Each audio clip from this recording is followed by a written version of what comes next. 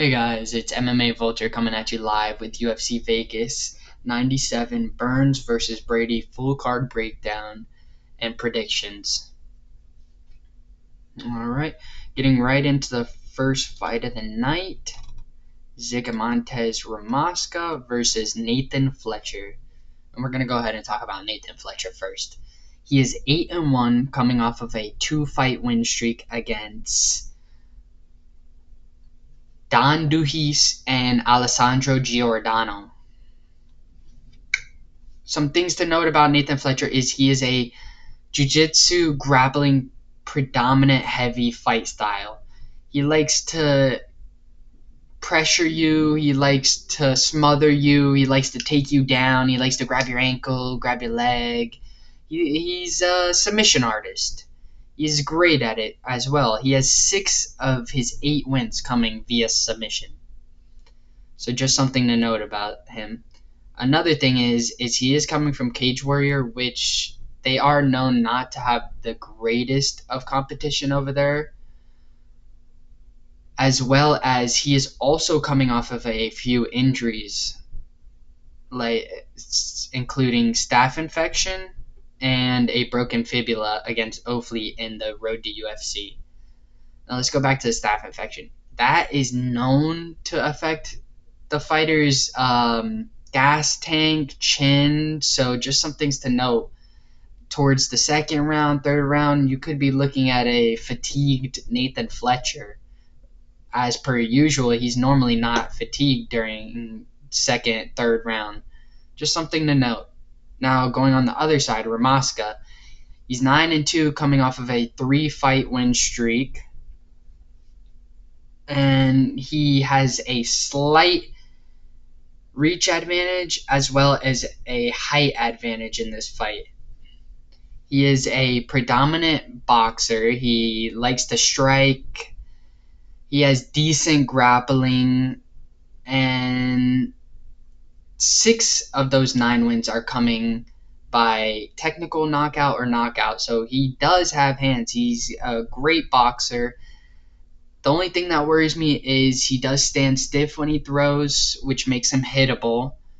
But I think he beats Nathan Fletcher. I think Ramaska beats Nathan Fletcher. I think he wins by keeping his distance, selecting his shots, and just not letting Nathan get on the inside, not letting Nathan get his leg, get his ankle, take him down to the ground. Ultimately, giving Nathan the top position would be Ramaska's worst nightmare if he gave Nathan top position. So just look for that. Alright, next fight we're going to go on to is André Petroski versus Dylan Budka. And this fight, I'm worried it's going to turn to a grappling match. I am very worried about that. We're going to go ahead and talk about Dylan Budka. He's 7-3. He's coming off of a loss to Cesar Almeida, in which he did not look the best. Some things to note about him are his hands. He has decent boxing, definitely not the best. He has terrible fight IQ. He fights very stiff. He's a pressure and smothering style wrestler. He likes to control you. He likes to take you down, make sure he has full control over you. He also does have a slight reach advantage over André Petroski, but I don't think that's going to really change anything, to be honest. Moving on to André Petroski, I think he is all around better than Dylan Budka. He has better hands, better grappler. He's a more dangerous grappler as opposed to Dylan Budka.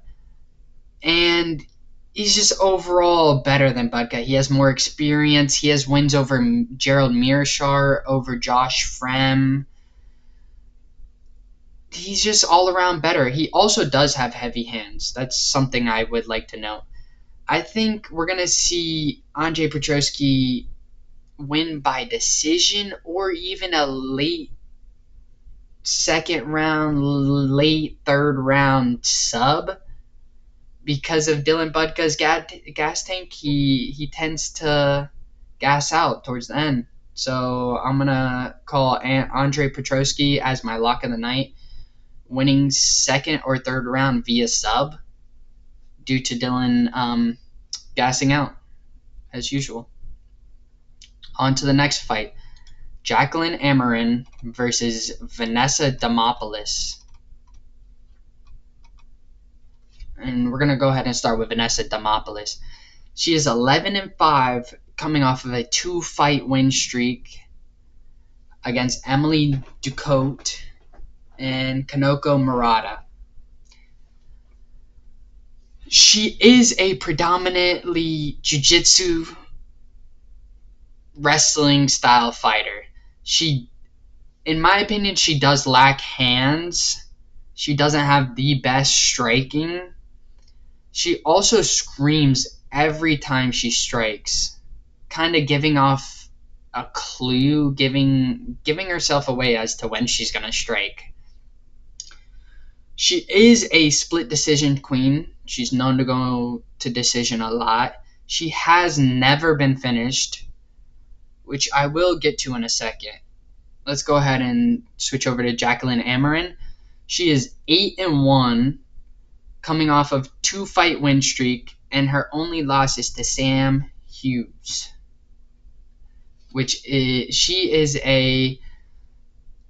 she's a decent prospect.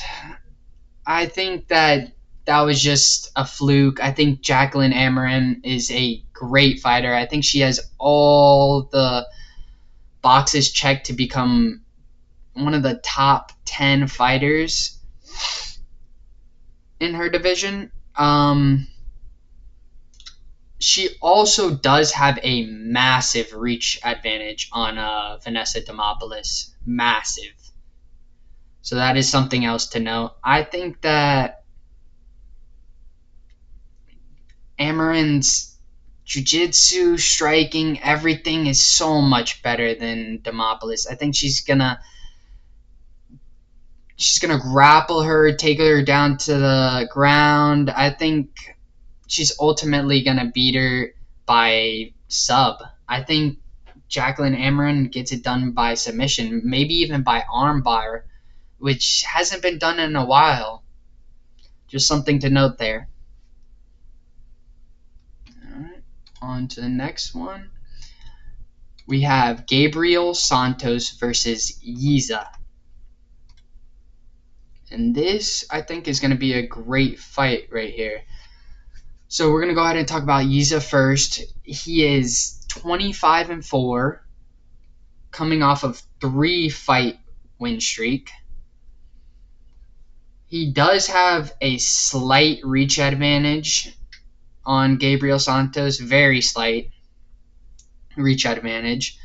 Something to know about Yizha is he does put a lot of pressure on you when you're fighting. He's going to control you, push you up against the fence, throw a couple hands. He has good boxing and great takedown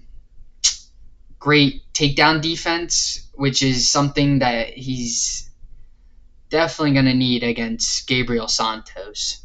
Some notable losses that Yizha's taken is Jiang Li, who got knocked out by Haider Emil. So that did not age very well, seeing as Jiang Li just got knocked out by Haider Emil. Now going on to Gabriel Santos, he's 10-2, coming off of a 2-loss streak. And those 2 losses are coming off from Leron Murphy.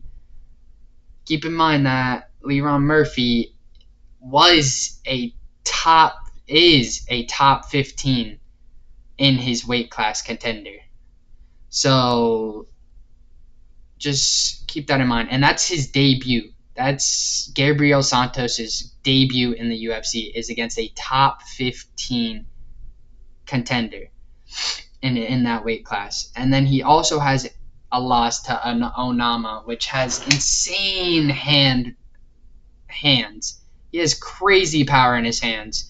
So those aren't something to be too worried about whenever you're looking at Gabriel Santos. Something you should know about Gabriel Santos is he's a great kickboxer. Great kickboxer with great jiu-jitsu. He's tough. He's he is a top level prospect. He has great striking in the sense that he can lay you out and he can pick his shots very, very precisely. He's a great striker, and that's why I'm going with Gabriel Santos to beat Yizha.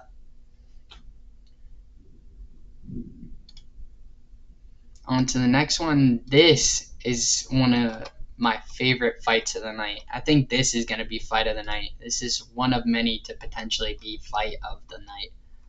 All right, so we're going to go ahead and talk to you about Andre Lima.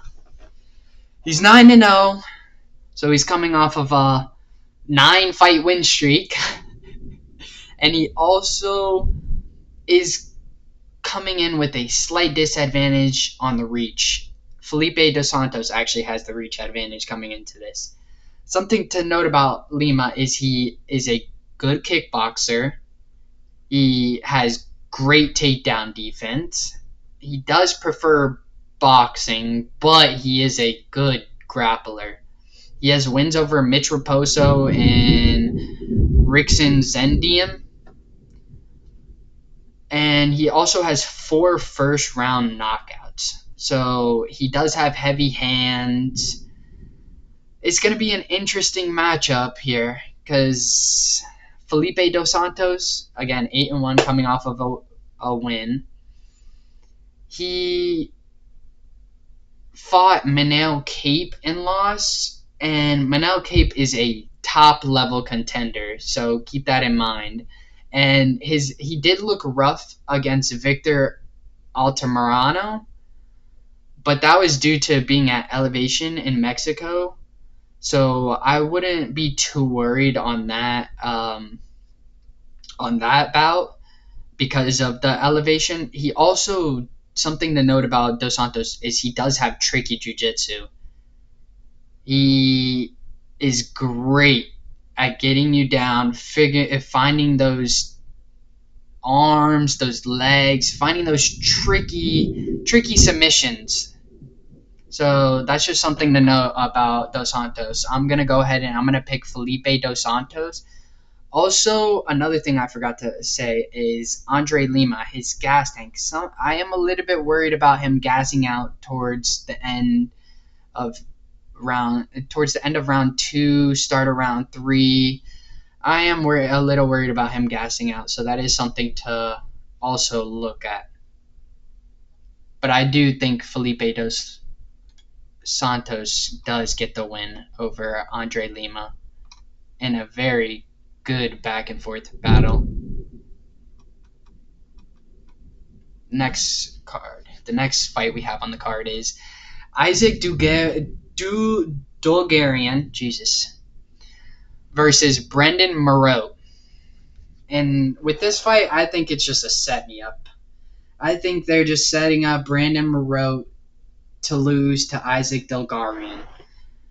I think this is fully a set up fight. Isaac Dulgarian is a high-level grappler that applies pressure early, looks to smother you, looks to make you uncomfortable, and I know he is coming off of a loss to Christian Rodriguez, but I think he gets it done here. I think Brendon Marotte is reckless. I think he has decent hands, and his grappling is nowhere near Isaac's.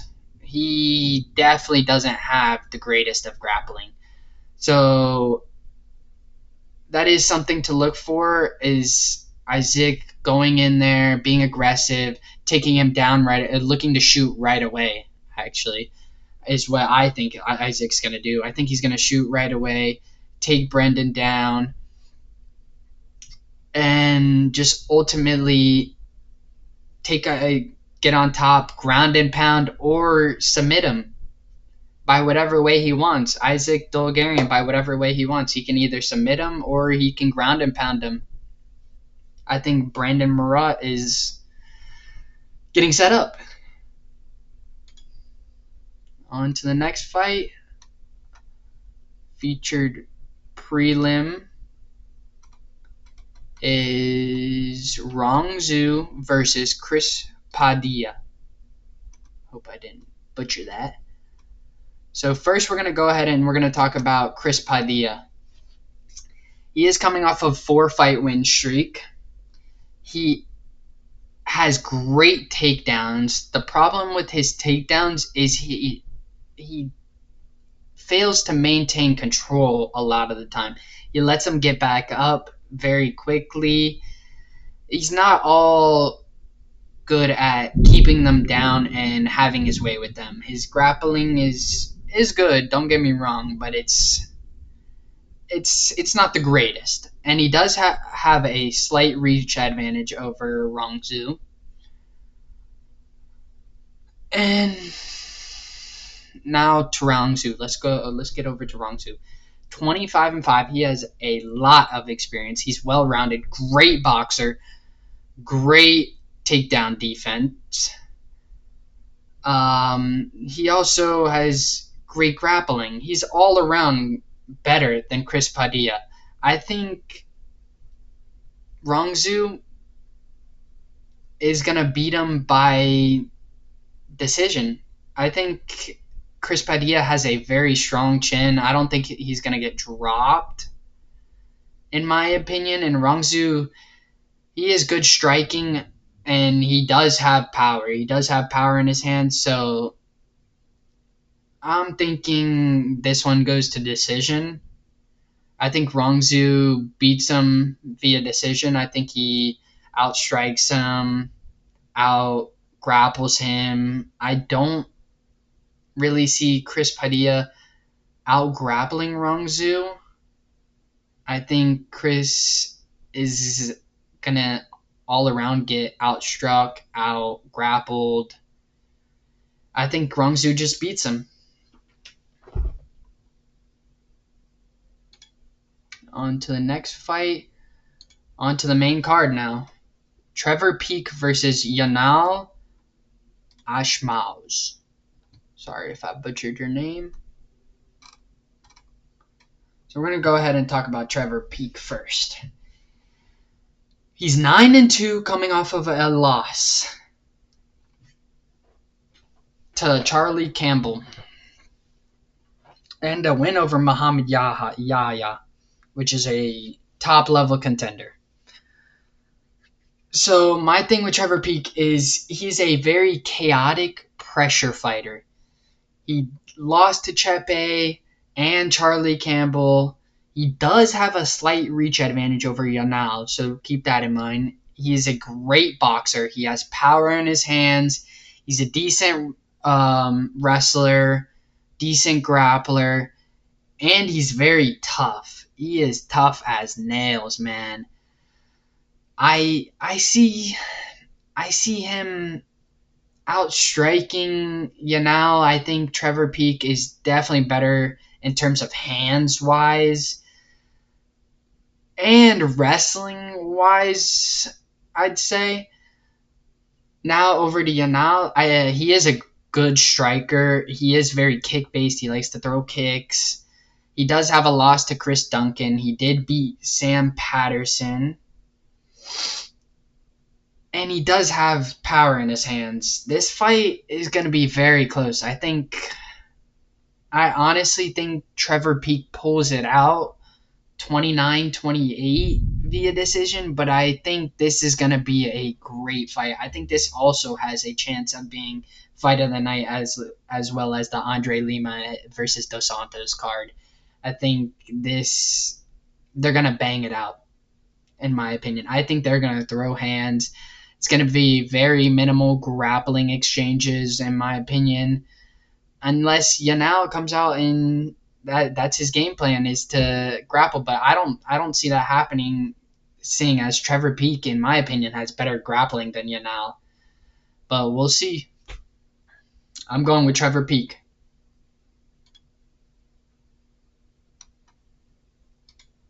Now we have Matt Schnell versus Cody Durden. And this is an interesting fight as well. So we have Matt Schnell, who's a Brazilian Jiu-Jitsu fighter. He has good striking, but lacks defense. He lacks defense. He sucks at moving his head. He's very stiff, very readable. He keeps his head on a straight line. He doesn't really move it too well. And he did just get KO'd by Urseg, and he was subbed by Brandon Royval. He does have a slight reach advantage over Cody Durden. But all in all, I think Cody Durden is a better striker, a more calculated striker, a more precise striker. I think he's also a better grappler than Matt Schnell. In terms of clinches, I think he's better. In terms of pressure, I think he's better. I know Cody Durden does have some losses to Bruno Silva and Ulanbekov, but those are also some high-level prospects. I do see Cody Durden taking out Matt Schnell. I think Matt Schnell is a bum. I think Matt Schnell's a bum, and I think Cody Durden's going to get it done. Just like I thought Costa was going to easily get it done, I think Cody Durden gets it done and beats Matt Schnell.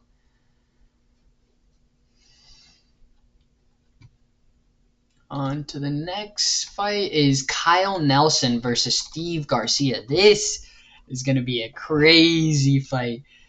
This is going to be a crazy fight. We have Steve Garcia, which is a very boxing striker heavy style.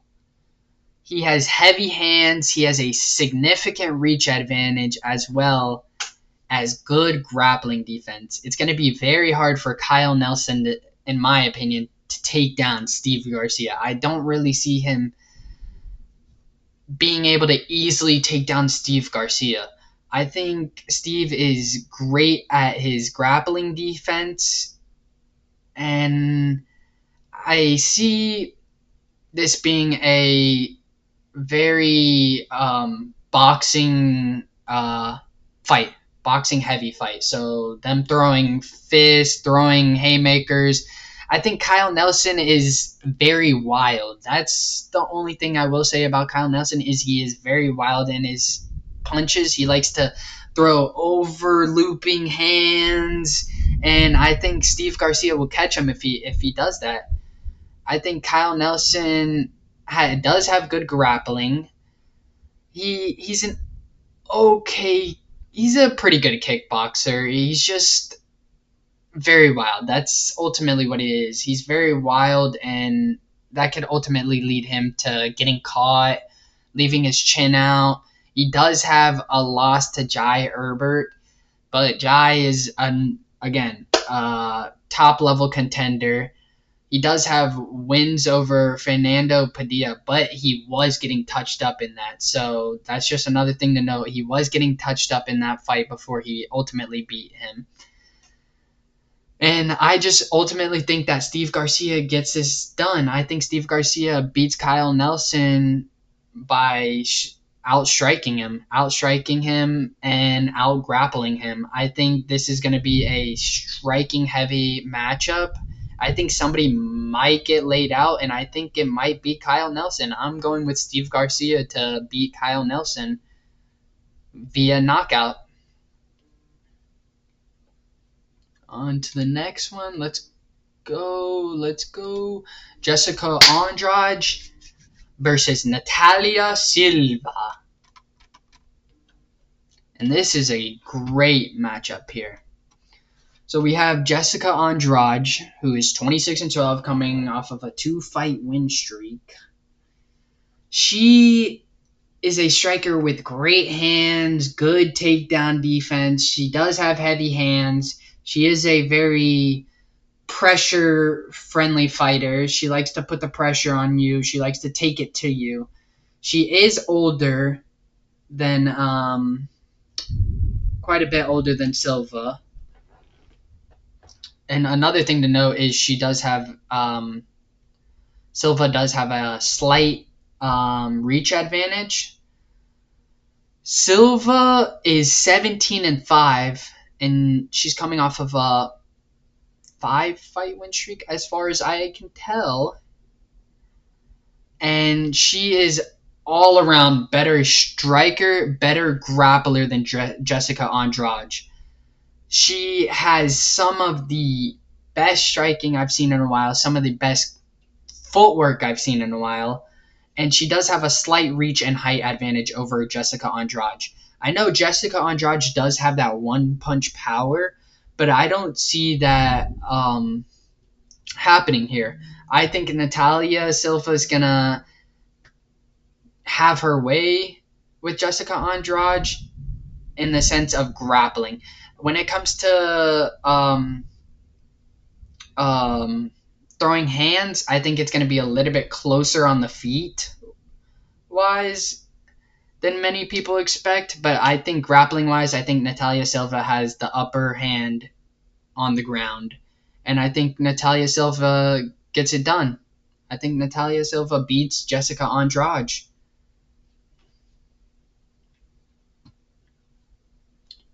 And now the main event. Gilbert Burns versus Sean Brady. And this is an interesting matchup right here. So first, I'm going to go ahead and talk about Sean Brady. Sean Brady is 16-1. He did lose to Belal Muhammad, which is the current champion of the division.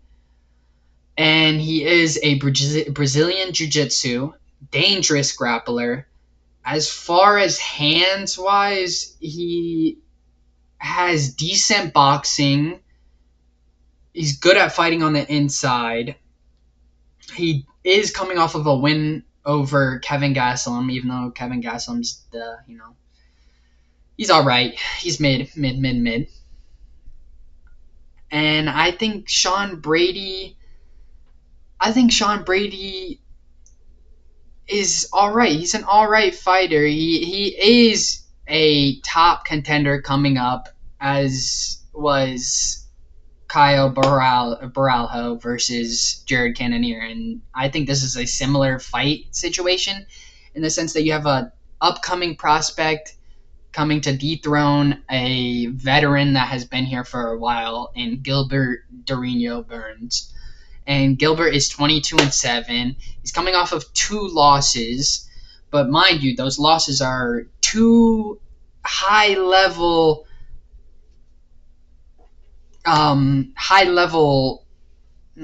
fighters in Belal Muhammad, which is the current champ, like I said before, and Jack Della Maddalena, which is another very high top contender right now. He also has a loss to Kazmat, which, as y'all know, Kazmat is a beast. So for this fight, in my opinion, I think Sean Brady gets it done. I think Sean out-grapples him.